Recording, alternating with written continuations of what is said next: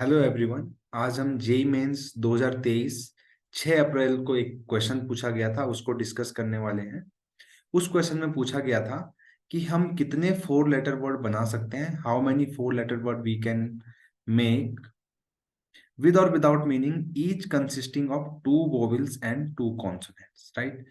तो एक हमें क्या बनाना है, 4 लेटर वर्ड बनाना है जिसमें 2 वोवेल और 2 कॉन्सोनेंट होने चाहिए, और which can be formed from the letter of the words universe. Actual में हमें यूनिवर्स के लेटर को यूज करते हुए 4 लेटर का एक वर्ड बनाना है जिसमें 2 वोवेल्स और 2 कॉन्सोनेंट होने चाहिए विदाउट रिपीटिशन।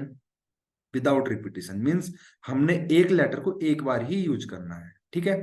तो अभी हमने यूनिवर्स के अंदर से मुझे 2 वोवेल और 2 कॉन्सोनेंट चाहिए, तो मैं वोवेल को लिस्ट आउट कर लेता हूं और कॉन्सोनेंट को लिस्ट आउट कर लेता हूं। क्यों? क्योंकि मुझे 2 वोवेल चाहिए, 2 कॉन्सोनेंट चाहिए। तो सबसे पहले मैं काम यही करूंगा कि 2 वोवेल और 2 कॉन्सोनेंट के लिए पहले वोवेल और कॉन्सोनेंट को अलग कर लूंगा, राइट। तो वोवेल क्या क्या आया है यूनिवर्स में?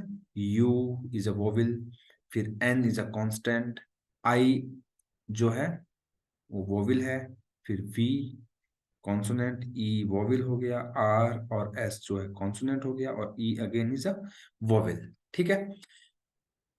अब देखिए, ध्यान से देखिएगा, मुझे 2 वोवेल चाहिए। अब मेरे पास है कितने वोवेल? 3। अब आप बोलेंगे सर यहाँ पे तो 4 वोवेल है, लेकिन मैं सिलेक्ट तो 3 में से ही कर सकता हूँ ना, क्योंकि डिस्टिंक्ट में से ही हम सिलेक्ट कर सकते हैं, सिमिलर में से सिलेक्ट नहीं कर सकते हैं। तो मुझे सबसे पहले तो देखिए, 2 वोवेल और 2 कॉन्सोनेंट वाला वर्ड चाहिए, तो सबसे पहले 2 वोवेल को मुझे सिलेक्ट करना पड़ेगा। तो 2 वोवेल को सिलेक्ट करने के तरीके कितने हैं? क्योंकि मैं 3 वोवेल मेरे पास है, उसमें से मुझे 2 चाहिए, तो क्या आएगा? 3C2। इसी तरीके से मुझे 2 कॉन्सोनेंट चाहिए और एंड है, 2 वोवेल्स एंड जब भी पूरे मैथमेटिक्स में एंड आएगा तब हम क्या करेंगे बच्चों? इनटू करेंगे। जब भी और आएगा तो हम प्लस करेंगे, राइट। तो 3C2 एंड। अब मुझे 2 कॉन्सोनेंट चाहिए आउट ऑफ 4 डिस्टिंक्ट कॉन्सोनेंट, तो 4C2 मैंने कर दिया।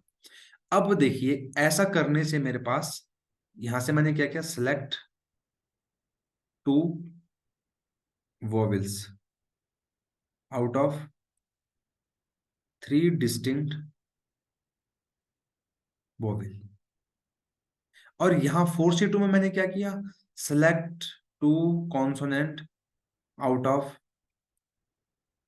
आउट ऑफ 4 डिस्टिंक्ट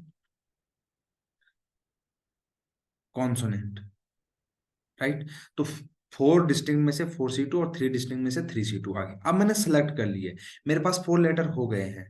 अब उनको मैं क्या कर सकता हूँ, परम्यूट कर सकता हूँ। तो अब मेरे पास 4 लेटर है, 4 डिस्टिंक्ट हैं, उनको परम्यूट करने के तरीके क्या होते हैं? 4 फैक्टोरियल, राइट। तो यही मेरा आंसर हो जाएगा। अब मैं क्या करता हूँ, इसको कैलकुलेट कर लेता हूँ।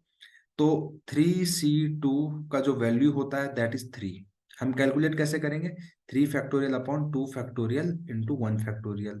आपको फॉर्मूला तो याद होगा कि NCR इक्वल टू होता है N factorial upon N-R factorial into R factorial. इस फॉर्मूले को यूज करके मैंने 3C2 का वैल्यू 3 लिखा। इसी तरीके से अगर 4C2 का वैल्यू कैलकुलेट करें तो होगा 4 into 3 upon 2, that is 6, right. और 4 फैक्टोरियल का वैल्यू होता है 24।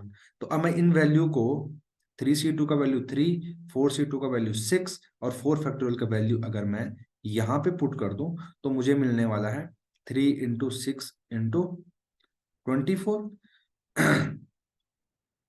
और ये कुछ हो जाएगा 18 इंटू 24, यानी कि 480 -48, अलग टाइप की कैलकुलेशन करी जा रही है यहाँ पे, राइट।